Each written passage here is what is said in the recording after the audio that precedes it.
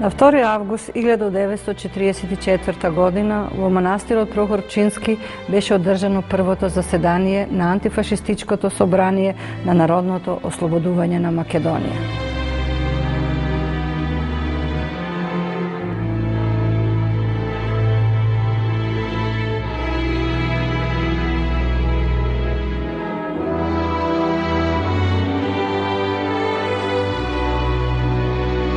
Одржувањето на ова собрание беше круна на 4-годишната народно-ослободителна борба и антифашистичка борба на македонскиот народ во текот на Втората светска војна и секако најзначаен чин и круна на целокупната борба во овој период од историјата на македонскиот народ.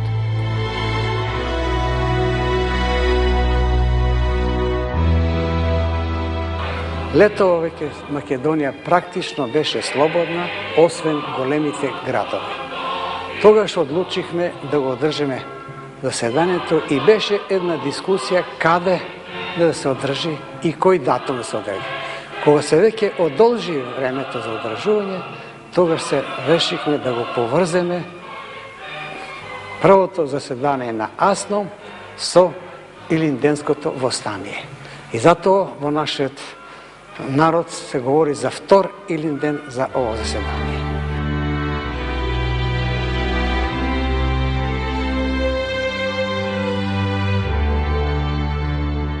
Прогласувањето на Демократска федерална Македонија во рамките на ова прво заседание на АСНОМ се реализираше една од целите на македонската борба, борбата за државност. Но само на дел од етногеографската територија на Македонија, значи се формира држава со ограничен суверенитет во рамките на Демократска федерална Југославија. Имено на 29 ноември 1943 година во Јајце беше одржано второто заседание на АВНОј, на кое македонскиот народ беше прогласен за равноправен со другите југословенски народи, не му беше признаено правото на државотворност и Федерална Југославија се формира врз национален принцип, односно право на држави добија оние народи кои надвор од границите на Југославија немаа своји национални држави. Првото заседание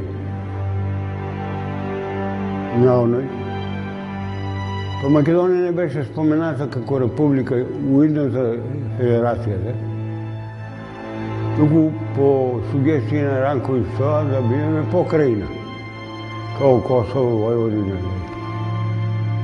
Така да ние, ако не беме организирани како еден корпус, а единица изузетно способна за војување и ако не ги победи и завојуваме, сумњам дека ќе останеме ние република.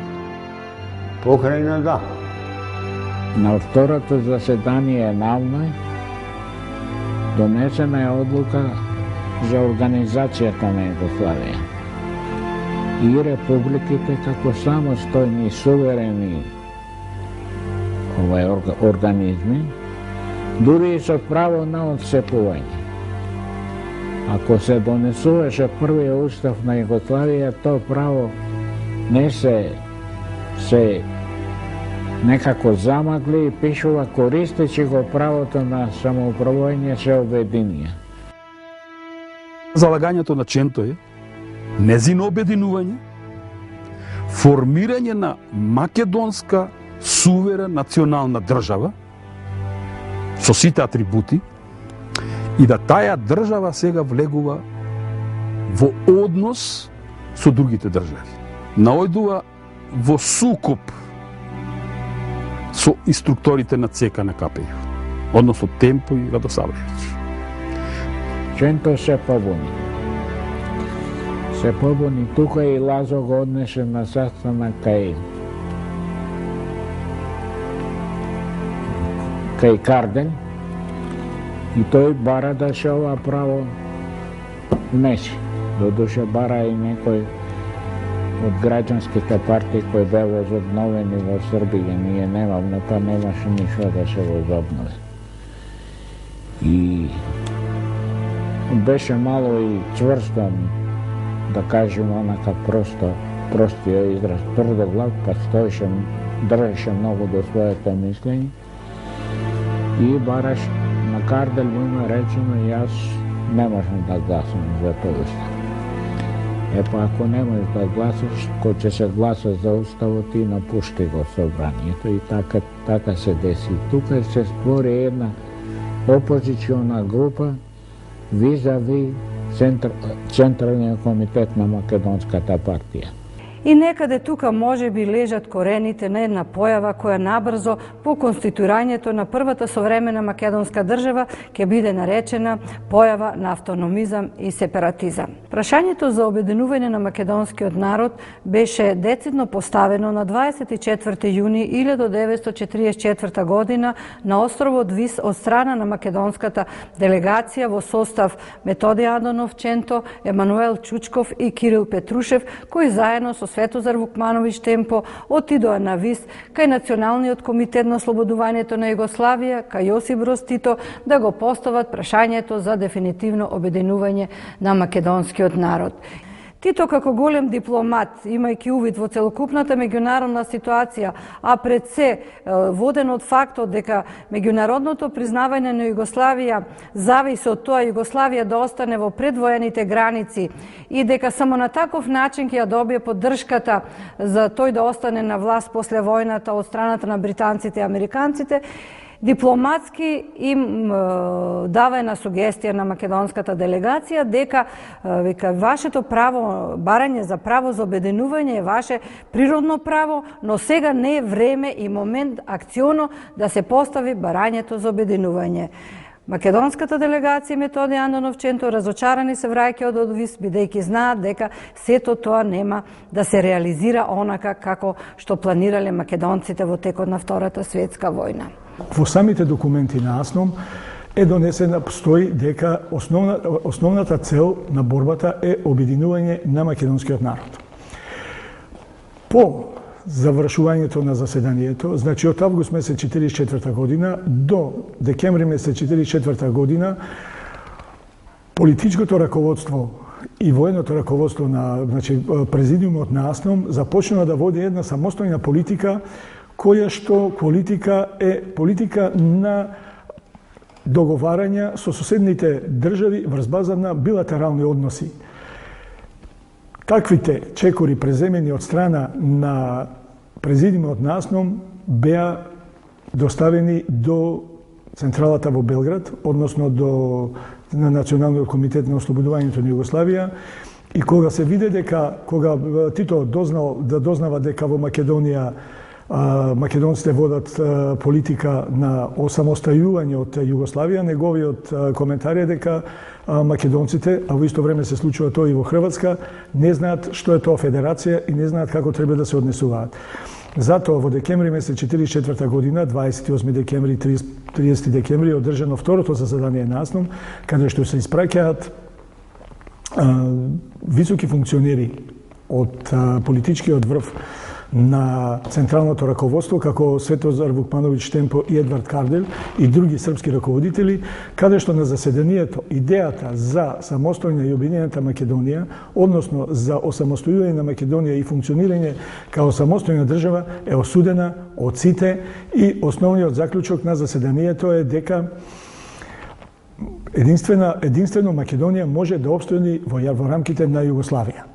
Затоа првиот судар може би така директен и непријатен, кој настанува помеѓу македонската иницијативен одбор Методи Андонов Ченто, Лазар Соколов, Киро Глигоров, Михајло Апостолски, за една група македонски дејци, наспроти Светозар Вукмановиќ Темпо, е решението кое го наметнал Темпо Видој Смилевски Бато да биде примен за член на президиумот на АСНОМ. Ченто постои прашање, добро бе, ние правиме држава, кој ќе биде орган, тој што ќе управува со таа држава. И тука беше некаква расправа, ајде сега да не бараме некакво посебно име, у Русија го викат президиум, па и ние да го наречеме президиум. Добро, колективно тело. Сега кои ќе бидат членови.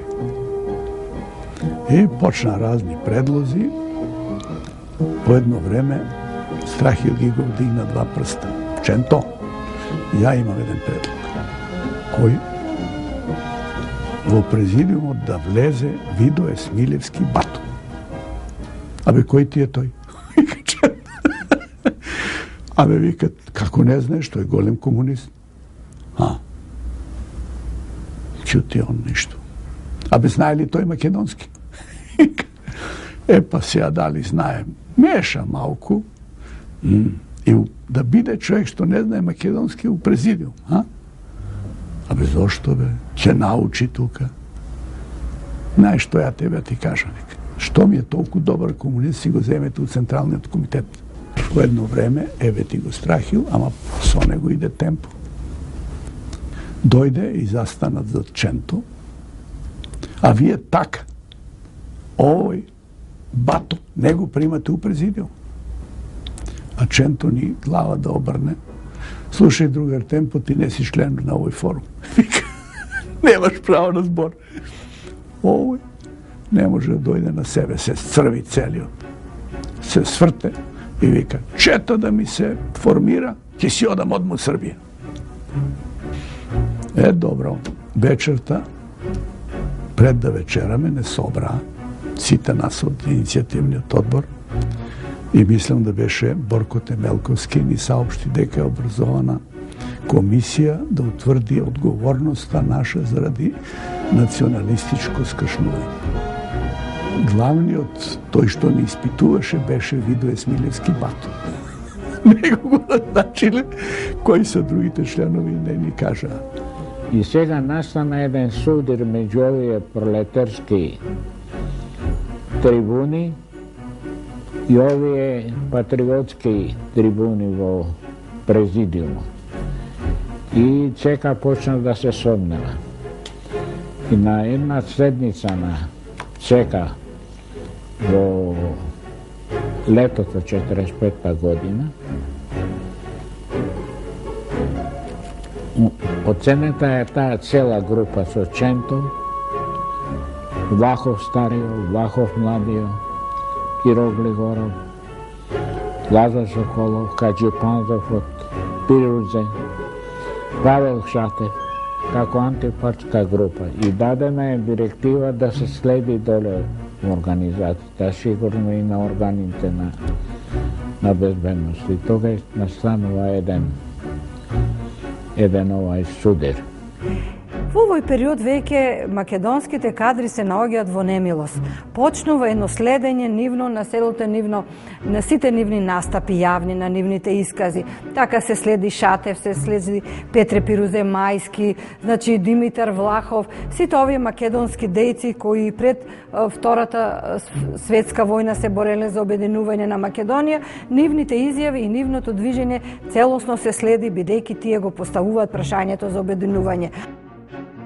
Од другата страна стоеше едно тврдо, така да се каже, комунистичко крило со Цветко Зуновски Абас, Страхил Гигов, Лјупчо Арсов. Значи, тоа беше една група на ортодоксни догматски комунисти кои сметаат дека македонското прашање дефинитивно се решило на второто заседание на АВНОј и дека македонскиот народ го искористил своето право на самоопределување до отцепување токму на ова второ заседание, иако знаеме историски факти дека на ова заседание не присуствуваше ниту еден македонски делегат. Лазар Колишевски не само како партиски секретар, туку и од позиција на председател на Народната влада во Македонија, има огромна политичка моќ и директно заедно со Сојузна ОЗНА почнува една хајка за дисквалификација на македонските така наречени автономисти и сепаратисти. Значи, уште во текот на 45-та година Венко Марковски почнува да паѓа во немилост, бидејќи почнува да се девалвираат неговите поетски уметнички дела, што значи дека тој постепено ќе биде и политички ликвидиран, односно дисквалификуван.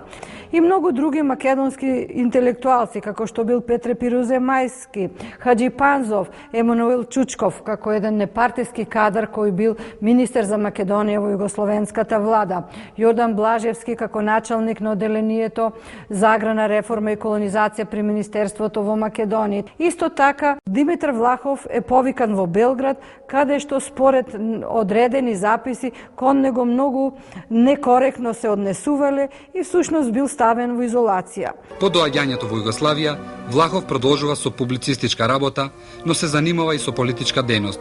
Станува подпредседател на Президиумот на Федеративна Народна Република Југославија.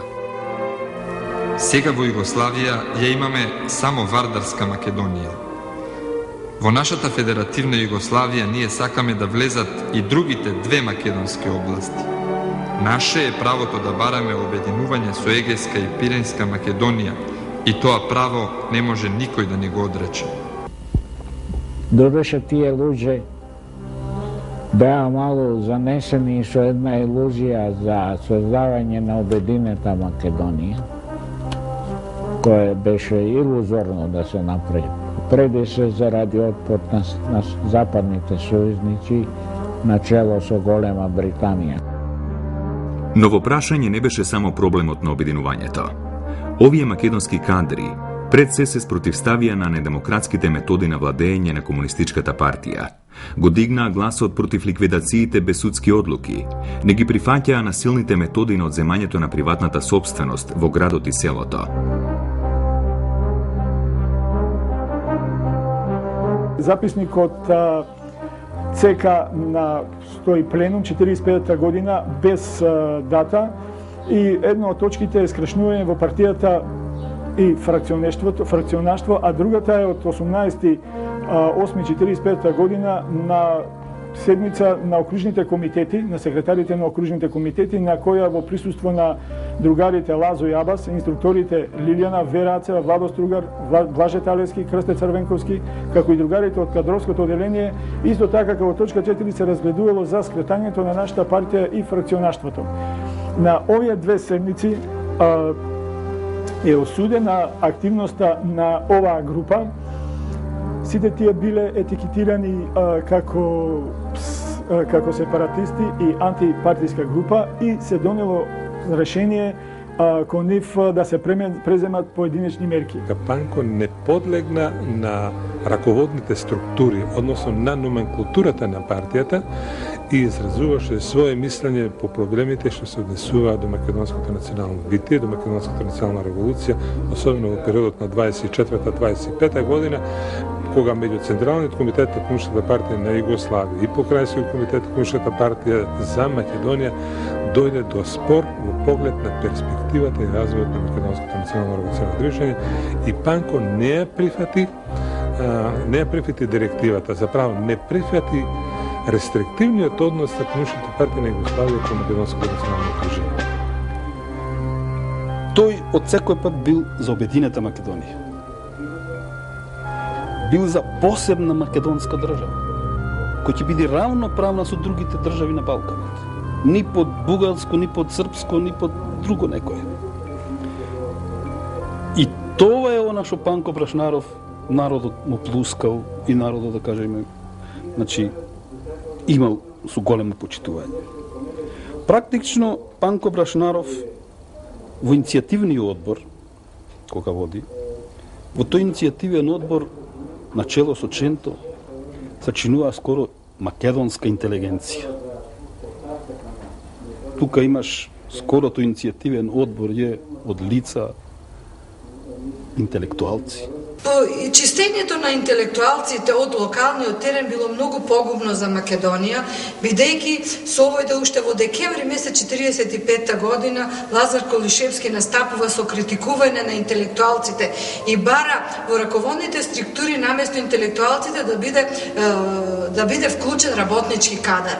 Тоа е фактички повторување на она теза која Светозар Муквановиќ Темпо ја поставува од текот на Втората светска војна, дека односно првото етикетирање на македонската политичка сцена е етикетирање за интелектуалштина. и самиот темпо тогаш настапува, вика, нам не ни треба многу школован кадар кој мисли со својата глава, нас ни треба здрав работнички селски елемент во партијата, кој не знае многу да зборува, но кој ќе биде одан на нашата партија. Значи се бара луѓе кои не размислуваат, кои ќе бидат слепи извршители на директивите.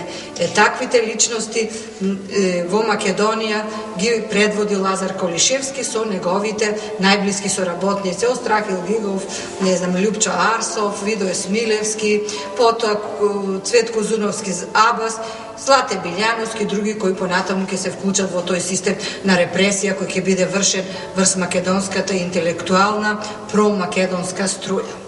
Носители на таа политика биле пред се интелектуалните кадри кои во годините пред Втората светска војна се бореле за обединета, независна и суверена Македонија. Меѓу тие личности од периодот пред војната спаѓаат Павел Шатев, Димитар Влахов, потоа Крсто Гермов, Шакир, потоа и овде спаѓа и Методијан Доновченто, Емануел Чучков и други. Меѓутоа, во текот на војната кон оваа група се приклучуваат и Петар Пирузе, Киро Глигоров, Лазар Соколов, Венко Марковски, Апостолски и други. Иднината на Македонија, оваа група, да наречеме група, овие луѓе ја гледале пред се во федерација со некои од јужнословенските народи или поширока во Балканска федерација, меѓутоа на принципот на сувереност на државите, на секоја од нив. Целокупната ваква активност на овие лица по осудувањето, по осудата, секој од нив бил ставен под, да речеме, под присмотра и еден по еден почнало да ја напуштаат политичката сцена. Ченто секако си има свое место во историјата на Македонија како прв председател на АСНОМ. Меѓутоа, ова сега што се прави не е тоа Ченто што се прикажува за Ченто, дури еден историчар говори за некаков чентовизам. Ченто беше голем македонски патриот. Во војната, во 1942 година, влегол и во партија и беше комунист. Во 1943 година, на повик од Кузман Јосифовски, Ченто излезе во партизани, ама Ченто не беше нити функционер во војната, нити пред војната, нити како, за која и да било работа не беше иницијатор. Во март 1946 година Ченто е принуден да поднесе оставка, понатаму во април месец веќе се потврдува неговата оставка, разрешење од сите функции, за летото во јули месец да биде уапсен и во ноември 1946 година од 19 до 23 ноември да биде одржан првиот сталинистички голем процес кој се одржал во Југославија. Постоеше цела организација, импровизација, Ченто да биде ликвидиран на денот на апсењето и тоа да се представи како бегство преку граница, односно дека е ликвидиран, убиен на граница. Во истото време една ден дојде Вртановски Стојан и ми кажува, дали знаеш нешто ново? Не знам што е. Рече, отима наредба од Видој Смилевски, рече, кај ќе се најде Ченто, одма да се вате, да се затвори, кај да е. И немој рече да те јаде ѓаволот. Кај знаеш ти? Ба рече ми прочитаа наредба. А види ли ти наредбата? А види. Ами кај го најдоте Ченто? Рече од дома го земе, рече. Ами дело кај го терат? Одма, рече, тамо в порта, кај порта го затераме и оттамо, рече, го земе и Ченто и Неделко, а Митре, рече, од дома го земе Митревски. Човек ми зборуваше дека учествувал во таа единица на границата негде кај Витолишто, тамо Мариовско, кога им рекле вечерва ќе имаме податоци, Ченто ќе бега за Грција, треба да го апсиме. И ние, рече, чекавме цела ноќ, стана тамо на 2-3 километра од нас една пехотница и дојде еден од командирите и рече, Ченто ја заловен на граница, затоа пукав. Ченто е практично апсен пред својата порта во улицата во Прилеп. Фактот дека се виде дека Ченто е во Прилеп тој ден не даде можност да се оствари тоа сценарио да биде и физички ликвидиран. Самиот чин на апсење не беше извршен од кадар на таја озна, на битолската озна, мислам. Него беше специјална екипа подготвена од центарот во Скопје и испратена во Прилеп која го изврши тој чин. Јас, за да бидам искрен и сега, после толку години, јас бев во таква ситуација и јас тоа исто ќе го извршев. Али не ми се довери тоа. Мислам, јас ќе го апсев. Без обзира што ова се што го кажав, јас го знам тоа. Затоа што јас како комуниста сум индоктриниран човек, не бев запален човек, не може да резонувам како што сега резонувам. Ги изнесо на суд. Јас и супругата негова бевме Скопје на судејне. Во судницата, кога влегов, јас ги препознав меѓу судите Чашуле и Благоја Поповски. Дони ми седе ко присутни Цири Вири и од Борко Талески мајка му.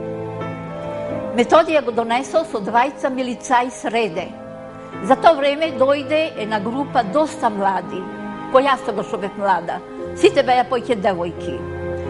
Го прашува судите Методија, зошто си сакал да бегаш на граница, си фатен, и зошто си сакал да бегаш. Тој замоли да одговорам. Тој одговори, не сум фатен на граница и не сум сакал да бегам.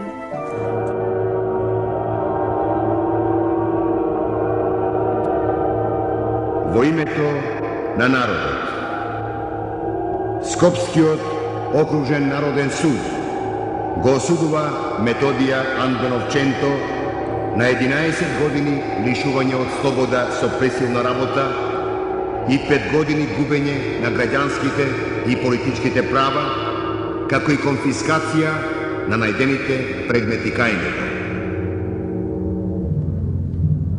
Во времето на издржавањето на казната, во Идризово бев запознат со Ченто, првиот председател на Методија, односно на Македонија. Во тоа време, он беше изолиран, посебно сам. После 50 година, него го пуштија во нас во затворниците, во сите затворници. Го испуштија и го пратија право на Циглана, на најтешката физичка работа. И факт е, вистина е, тоа, оти тоа го потврди многу честен човек, тоа е Димовски сведокот, Димовски сватот, партизанското име му е сватот, кој беше чувар во истражниот затвор во Скопје и на кој што кажа дека од предпоставените негови му дадоа 2 пилули и му рекоа ќе ги чуваш под клjuč, кој ќе ти речеме, ќе му ги ставиш во јадењето на Ченто. Он кога е донесен во затворот, испразнат е целиот ходник. Тој клjučот беше кај мене. Никој не смееше таму да влезе. Никој не смееше не да влезе, него да призне на пенџер не смееше.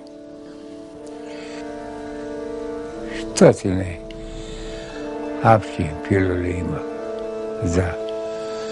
Нема 5 пилули јаја. Бртов кај мене како управник на истражен затвор. Тоа беше едино најповерливо лице во полицијата. Jer on ne trebаше да излева на суд. Он trebаше да биде ликвидиран. По затворањето на Методија Андонов Ченто, набргу еден по еден беа политички дисквалификувани неговите соидејни другари, автономисти и сепаратисти. Неголемиот дел од нив завршија етикетирани како приврзаници на резолуцијата на Информбирото во периодот на судирот Тито Сталин. Дури во овој период, еден од најблиските соработници на Методија Андонов Ченто, Лазар Соколов, во февруари 1945 година во Белград држи едно предавање за економската самостојност во Македонија.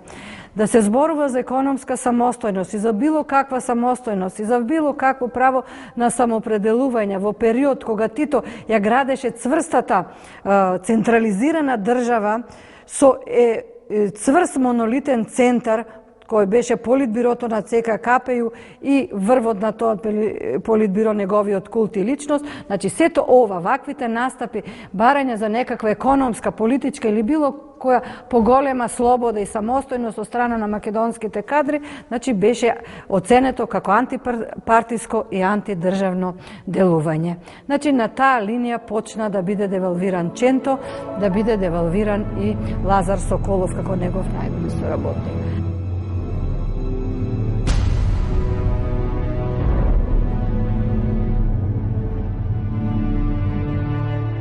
Лазар Соколов припаѓа на генерацијата македонски интелектуалци созреани во периодот меѓу двете светски војни, на генерацијата која застана цврсто за да изградената македонска национална свест. По завршената гимназија во Куманово и Скопје, образованието го продолжува на Универзитетот во Загреб, на економско-комерцијалната висока школа.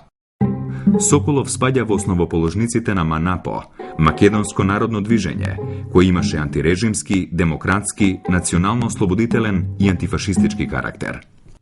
Станува член на акциониот комитет и работи врз организирањето на иницијативниот одбор за свикување на АСНОМ. По војната обавува високи државни функции во Белград, но останува доследен на линијата која е застапувал Методија Андонов Ченто. Неговите критики на недемократските методи на работа на Комунистичката партија, на идејата за создавање на независна Македонија, били искористени за тој да биде политички дисквалификуван како информбировец. Бил сменет од сите должности, а на 20 јули 1950 завршила кривичната постапка, пошто бил испратен на општествено корисна работа на Голи Оток. Венко Марковски, авторот на првата збирка поезија на македонски јазик, со целата своја љубов кон Македонија, се вклучува во НОБ.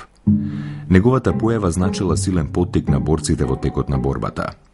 Заради неговите ставови за обединување на Македонија, во 1946 година бил исклучен од редовите на Комунистичката партија на Македонија. Во 1949 година бил суден заради неговите стихови посветени на Сталин, но по интервенција на светскиот пен клуб бил ослободен. Но ослободувањето било условено со пишување на покајничка изјава, која ја пишувал со вперен пиштол во слепоочницата. Изјавата била објавена во Нова Македонија, со цел да биде јавно понижена неговата личност. Во 1956 година, Венко Марковски прв јавно ја обзнанува суровата диктатура на Јосип Броз во својот труд Современи парадокси. Заради оваа поема бил испратен на 5-годишно општествено превоспитување на Голи Оток.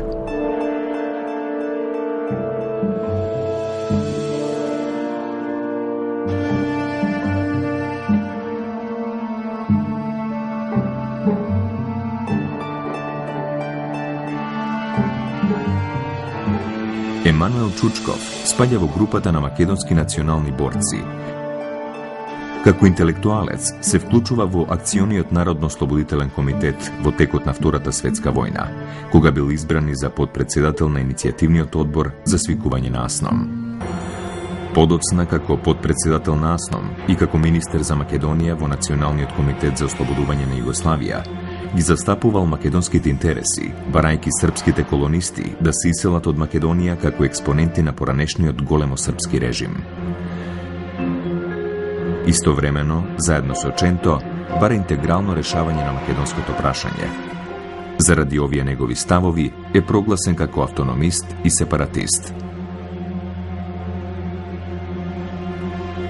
Павел Шатев, последниот македонски гемиџија. Неговата единствена идеологија беше слободна и обединета Македонија. Заради неговите длабоки патриотски чувства и непреклонување кон комунистичката идеологија, беше изложен на невидена репресија. Човекот кој не беше убиен ниту од турскиот султан, ниту од бугарскиот цар, беше затворен и измачуван во сопствената македонска држава, прегладнет и премрзнат. Ја дочека смртта во притворот во Битола при крајот на јануари 1951 година. Владимир Полежиновски, правник, доктор на науки од Сорбона, првоборец и носител на партизанска споменица од 1941 година. Еден од секретарите на АСНОМ и еден од творците на асномските документи. Настрадал за време на судирот на Комунистичката партија на Југославија со Информбирото. Без судски процес во јануари 1951 година бил лишен од слобода и одведен на Голи оток, каде останал до 1954 година. Панко Брашнаров, што е доведен до таква судбина, до една трагедија, по моје длабоко убедување не е прашањето резолуцијата на Информбиро. Неговите ставови во однос, да речеме, на против српските училишта, во однос, да кажеме, против колонистите. Негово прашање против делување на одредени српски официри кои се тука стационирани во Македонија.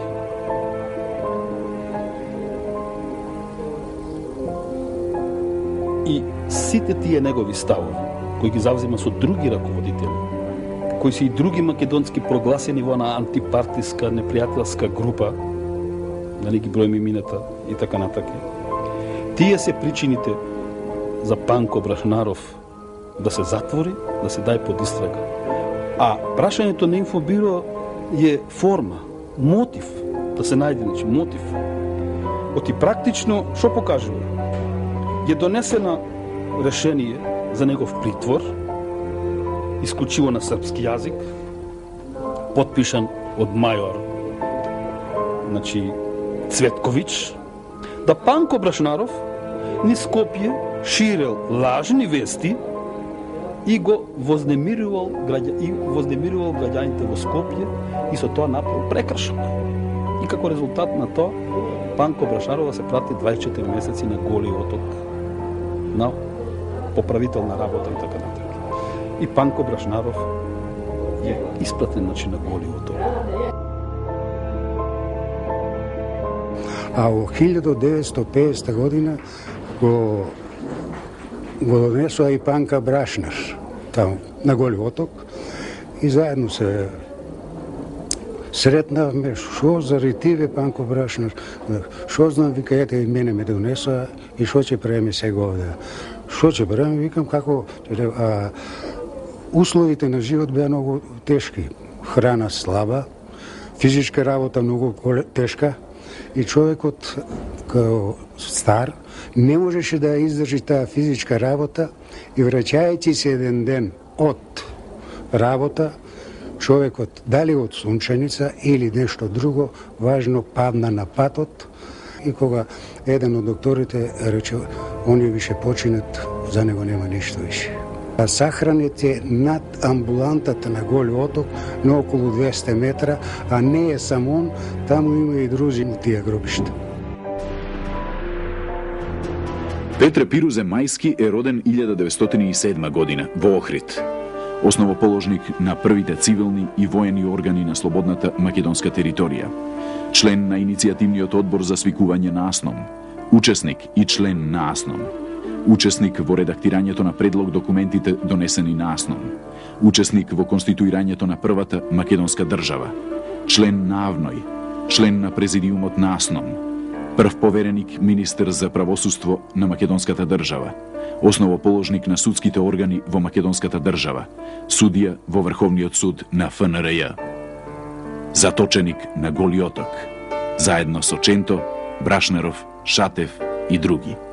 На Голи оток, разбиша, се сретна Енушка со Пере Пирузе, кој беше, тој беше стафен во кафес, онака заграден, да нема контакт со луѓето, нити со затвореници, нити може да види, ни видело да види. Он цело време, тоа е поголем дел од тоа беше во тој што вика кафезот, разбираш. И со него кој се, би рекол, кој се сретаме, се жалеше од голема тортура. На него и тешко зборуваше. На Голи оток ние, Пере Пирузе и останалите, работаме тешка физичка работа, со камен го кршавме, ни дава чуски од 10 килограма, да го кршиме каменот, да вадиме мермер, некој за да го продаваат тој мермерот. И носиме трагач со камен. Двајца напред, еден назад. Тие трагачи тежина најмалку беа од 20-30 килограми, разбираш. И то многу лошо влијаеше на нашето здравие и одевме најмалку по 20 километри далечина да го носиме тој камен. Има некои луѓе на кои оставија печат во македонската историја, а ние не им се доволно одолжиме. Петре Пирузе имаше свест за своето значење и своето битие во рамките на нашата историја. Неколку дена пред смртта на еден функционер кој дојде да го посети, а он го прими, беше благороден. Он знаеше да простува и во тоа беше неговата големина и неговата храброст. Јас велам само храбрите простуваат. И тој го прими тој човек и му рече само толку: правевте се што правевте. Направивте многу работи. Се направивте. Се што може човек на човека да му направи. Тешкоти и несреќи и зло. Меѓутоа, историјата на Македонија без мене не можете да ја пишувате. Да знаете, јас сум дел од таа историја. И тоа останува. Тоа е нешто вечно.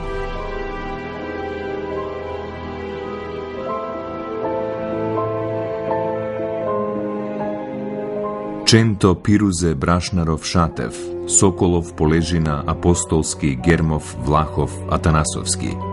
Редица други македонски дејци, именувани за автономисти и сепаратисти, ја имаат таа несреќна судбина да бидат ставени во арсеналот на идеолошките непријатели на Комунистичката партија, како група која се спротивстави на недемократските методи на владење на партијата. Група која не го прифати како дефинитивно југословенското решение на македонското прашање. Прогласени за непријатели на сопствената држава заради нивните национални и патриотски чувства, беа жртви на комунистичкиот режим, а нивното име и дејствување табу тема на македонската историографија до крајот на 80-тите години на 20-тиот век.